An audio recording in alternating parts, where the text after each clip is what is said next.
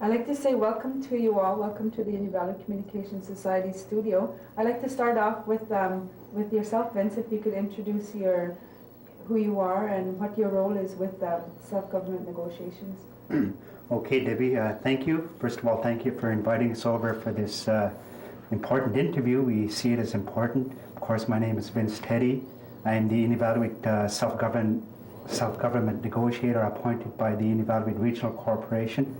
I report to the chair of the IRC, and I also work closely with Bob Simpson, who is our chief negotiator for the Beaufort Delta. So with that, I'll leave it to Bob. I'm Bob Simpson. Thank you for having us over.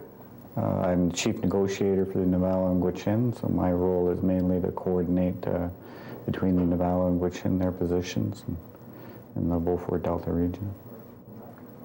Debbie, I'm John Bailey, and it's nice to be here, and I'm the chief federal negotiator on the self-government negotiations arising out of the Gwich'in and Inuvialuit claims and the self-government policy of Canada. Debbie, I'm Fred Talon. Thanks for the opportunity to be here this afternoon. I'm the chief negotiator for the territorial government, and I work in the Ministry of Aboriginal Affairs based in Yellowknife. Bob, you're the chief negotiator here. Maybe you could explain how you're kind of connected with these people, with the rest of the panel here, and maybe give us a little brief outline of where the self-government negotiations kind of started. Well, both the Navajo and Gwich'in, there was commitments in the land claim agreements to negotiate governing for the Navajo and Gwich'in, and since then the federal government has also passed a policy on the inherent right, and that's for the whole nation, for Aboriginal people. Mm-hmm. And what we've been doing is meeting with the federal and territorial government to really try and figure out how we're going to proceed in negotiations to try and achieve some form of a self-government agreement, which will give the Navajo and Gwich'in a form of control over government programs and services within the region.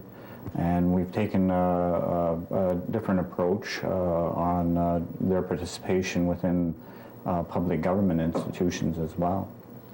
So that's somewhat of the background, but it's really rooted in some obligations that the federal government and territorial government entered into when they signed on with the land claim agreements. And John, what is your role with the federal government? Like, what do you try to bring out to these negotiations? Well, we're all chief negotiators except Vince. Vince is actually the most important person because he's the one beneficiary we have in the group of four here, and so obviously what we're doing is based on the interests and rights and land claims obligations that both Gwich'in and Inuvialuit may have. But I'm Canada's chief negotiator, so I lead a small team at the table. I'm more or less the spokesperson, unless I know so little about the topic that I have to get somebody in from the federal government or one of the other team members who's better briefed. Mm-hmm. And what we're trying to do at the table, we've got a list of topics. The list of topics wasn't hard to find. It was essentially in the back of the Gwich'in land claim. Mm-hmm. And it's also echoed or mirrored in the federal self-government policy. There's a great deal of overlap, and it's on the basis of that list of topics that we have tried to generate the interests of the two governments at the table, the Beaufort Delta groups, both the Inuvialuit and Gwich'in, and to the extent possible, the the municipalities who also have interests in what happens here. And to work out from that, either common positions or common positions subject to the things that we don't see eye to eye on. And this is a complicated subject. We're doing things, as Bob says, in a way that adds to that complexity, because we're committed to trying to find a way to find expression of the Inuvialuit and Gwich'in rights in public or in the Beaufort Delta.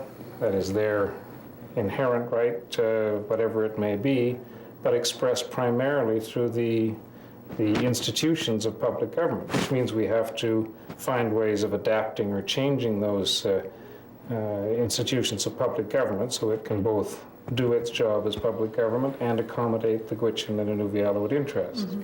Since nobody's ever done that before, or anything much like it that we can discover, there's an awful lot of, there's a need for cooperation at the table. So it's not like a set of labor negotiations where people do a lot of table pounding and so forth. We often have to figure out what the problem is. The objectives are usually overlapping or shared, and try to work out solutions. And we've been at it for what, 3 years? Yeah. Yeah. And you're coming close to April 1st of 1991, where is that the time where the federal government and territorial government basically give up their rights? Gosh, I hope not. Or not give up their rights, but give up a lot of the programs to the Beaufort Delta region or the Nunavut territory or the other regions within the Western Territory?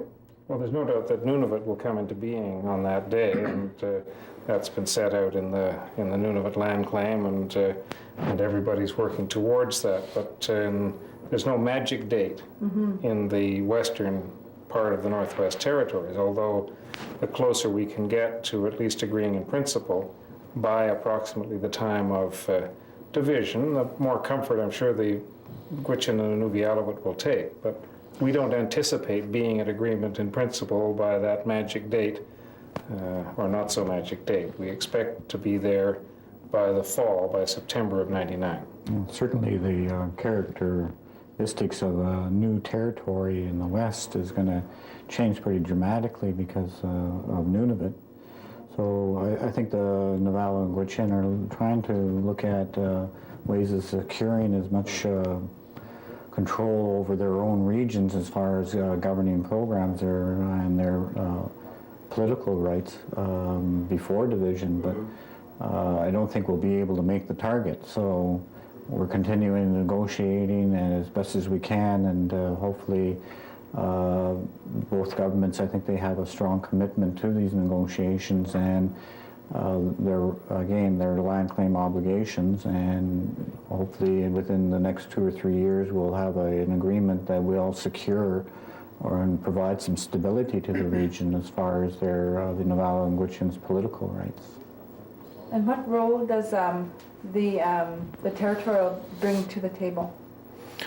Well, myself, as the negotiator for the territorial government, I represent the territorial government at these negotiations.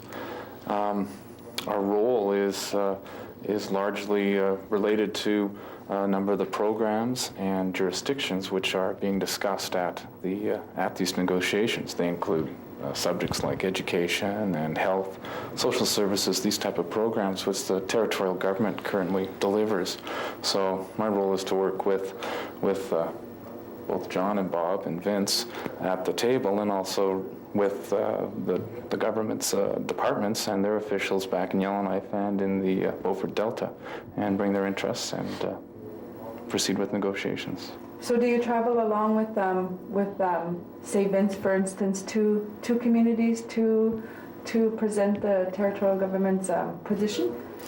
I'm relatively new to this table. I started on this summer, and haven't had the opportunity to travel with Vince to any of the Beaufort Delta communities, but I look forward to doing that in the new year. Debbie, maybe in response to that, what we try and do with the negotiation sessions is have them within the communities of the Beaufort Delta, and then when we do have the sessions in the communities. We do have public meetings. We do have forums where we meet with leadership of the community and pass on the information and get feedback from the community at those times. And there, in complementary of that, what we do at the Beaufort Delta level, the Inuvialuit and Gwich'in, that is, we do have our own communications strategy, our own communications plan. We do have our fieldwork strategy and our fieldwork plans that is ongoing today. They went through a workshop in the fall time, and now the community field workers are out doing their job. Generally, they're going to the communities and doing a traditional governance gathering of information.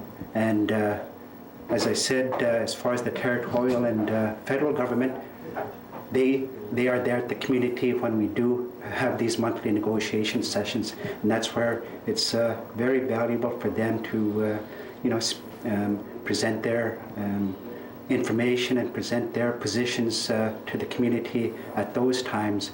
The complication, as John said earlier, we're not only negotiating the inherent right in the Western Northwest Territories, what we're trying to also do, and which is a big challenge for all of us, and which is something new, is do that within a public system. And that's something that is challenging. It's difficult, but that's something that we are committed to try and do for the benefit of the Beaufort Delta. And that's part of the reasons for delays in our, as you've spoken earlier, of the deadline in the spring of '99. At this session, we just looked at our work plan again and have agreed as negotiators to extend our request for an extension to our principals to have our negotiations for an AIP for the fall of '99. So that's where we're at this point in time. And all of the information that you get when you go to the communities and the people speak out, what is their response, being it so close to the actual date?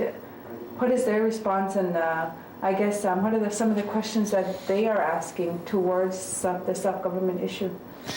Well, we've done a lot of different ways of communicating to people in the communities. We've done workshops.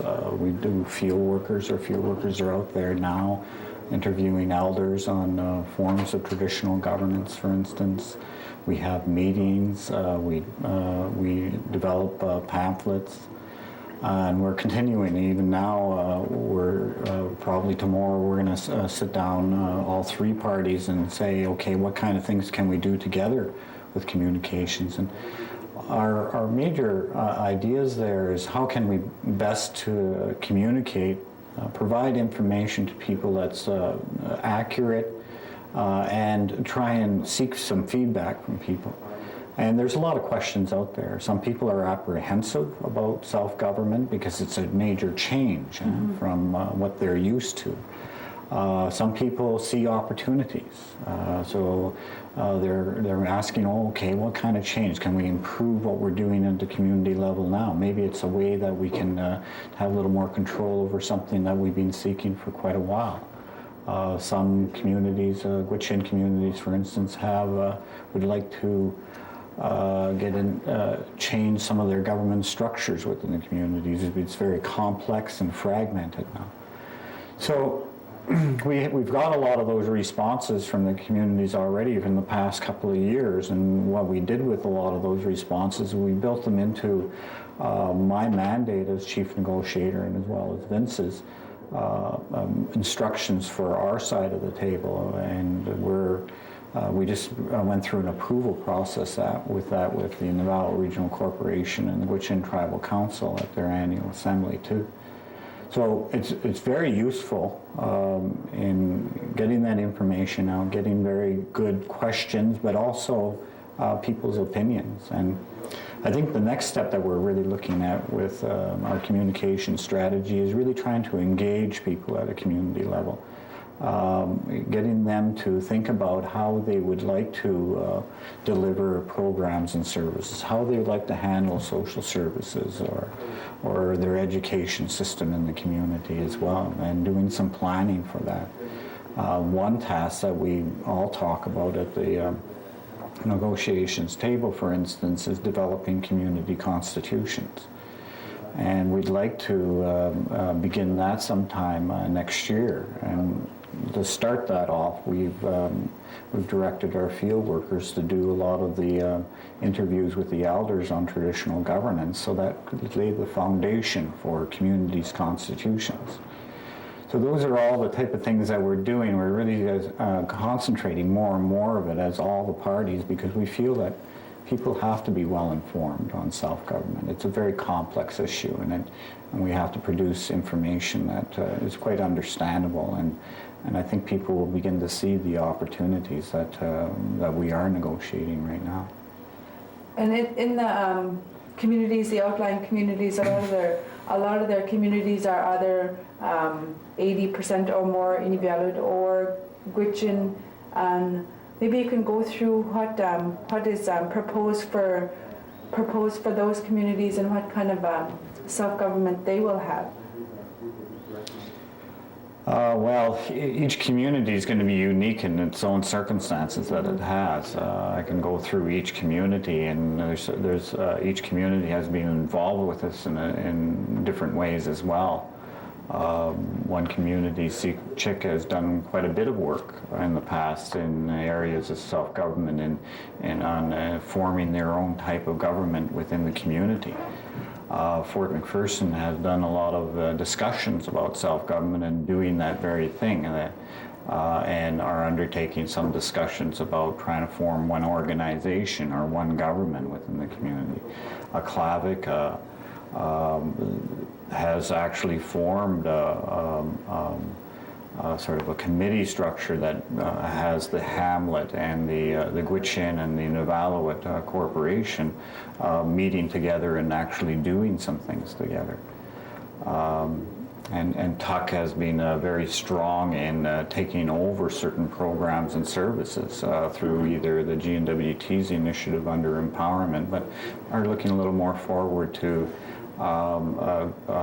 other possibilities under self-government.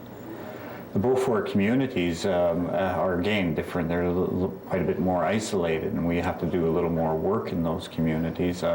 One of them, I think, which is very positive for what we've been doing, is Holman, for instance, has been very active and quite independent in their way of thinking, and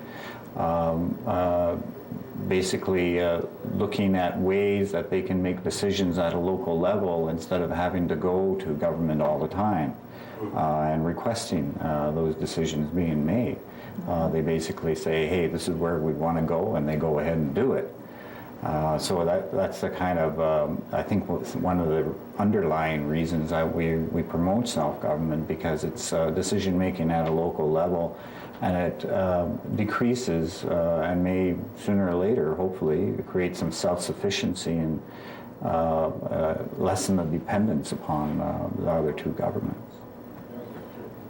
John, you've traveled to the communities as well? I have, and Fred, of course, has only been on this for a short time because he's replaced other territorial chief negotiators who went before him, who also traveled with us. But over the past 2 years and a half, I guess, we've traveled into every Inuvialuit and Gwich'in community at least once. We're on our second trip. It reminds me of the early 70s when we went house to house before the Berger inquiry in the Inuvialuit communities, and that, of course, is what Vince and others have been doing in the field work, which is so important because, like the pipeline question, this is a very complicated one, and you need to touch people in their households and not just in public meetings. But we find it valuable to go into the communities for two reasons. One is because we learn things and tell people what we're doing, both by having open negotiations, and our negotiations are open, and more so, we get an idea of the scale, size, in other words, of the communities.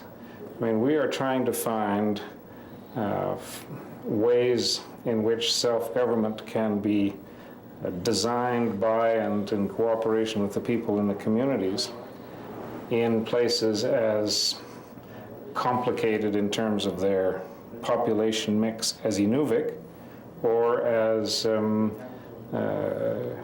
homogeneous as Sikajik or Holman.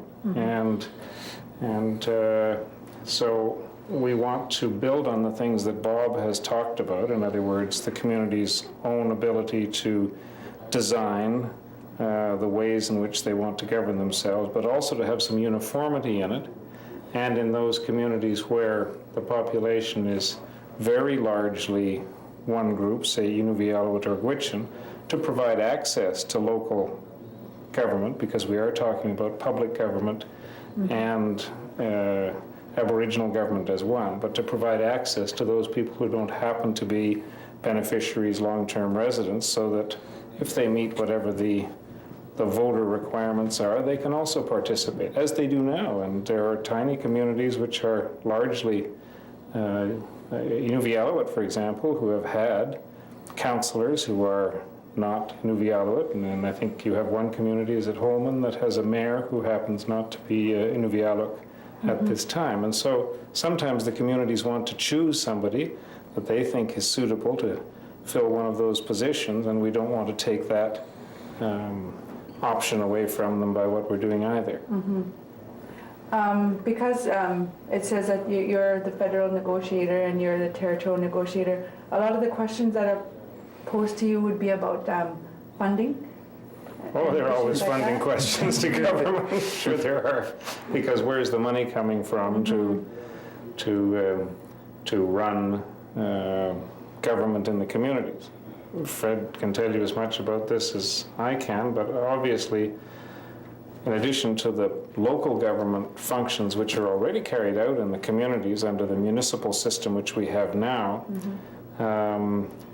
the two governments at the table are willing, and the Gwich'in and Inuvialuit and the local communities are interested in taking on other government functions, which are presently either federal or territorial. Well, you can't do that without having the funds that go with them. Well, one of the bad news items is that there isn't a pot of new money to do this, but the existing monies that would appropriately go to those functions should be available, as well as, and we haven't tackled this yet, but the ability of these governments to raise their own revenues in a taxation sense is very much a topic at our table, and as Vince says, it's one of the most important ones.